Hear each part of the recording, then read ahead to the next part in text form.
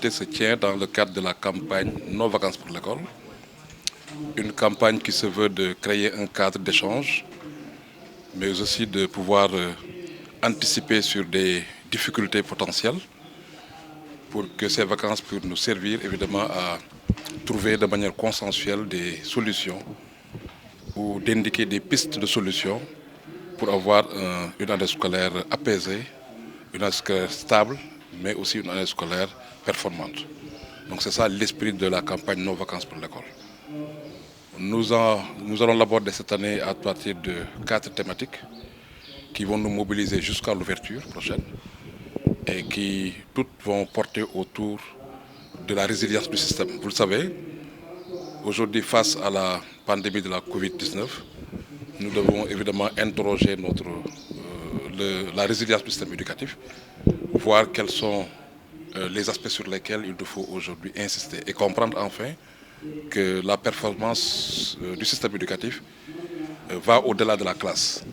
Il est important qu'on puisse nous préoccuper aussi de l'environnement des apprentissages en termes d'assainissement, de sécurité, parce que vous le savez, si vous avez encore 40% d'écoles qui sont sans bloc sanitaire, 2 tiers des écoles qui ont un problème d'eau potable, une école sur 2 qui n'est pas sécurisée, nous avons toutes les raisons évidemment de nous mobiliser et de faire en sorte que l'environnement des apprentissages puisse être approprié.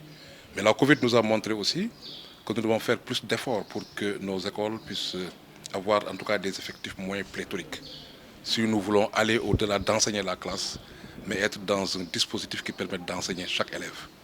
Donc les effectifs, c'est un élément essentiel, mais les effectifs, pour les adresser, il faut avoir plus de salles de classe, donc aller dans le sens d'élargir notre cadre scolaire, mais aussi il faut avoir plus d'enseignants.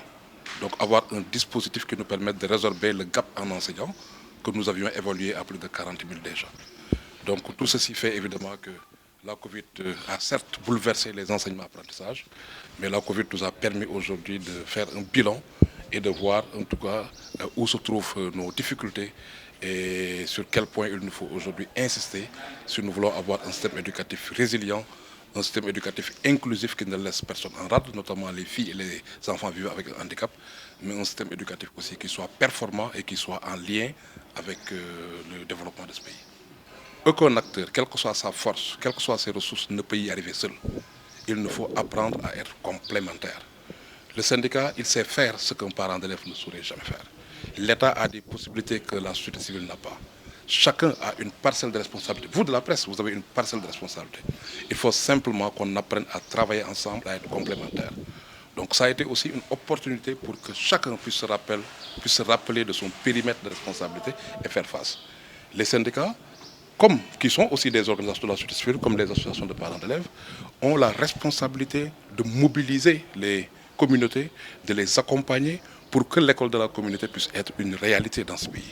Nous devons avoir une école ouverte, une école qui laisse de la place à la communauté, une école qui ne soit pas toujours dans une perspective scolaire où on laisse l'école entre les mains de l'enseignant et du gouvernement, mais une école qui véritablement réponde aux besoins des communautés et qui essaie de les satisfaire. Donc, oui, chaque acteur a un rôle important, c'est pourquoi vous avez ici toutes les familles d'acteurs, et chaque acteur doit faire face pleinement à son parcelle de responsabilité. En tout cas, pour ce qui est de la COSYDEP, nous continuerons à jouer, en tout cas notre partition, pour que le système éducatif puisse être de qualité.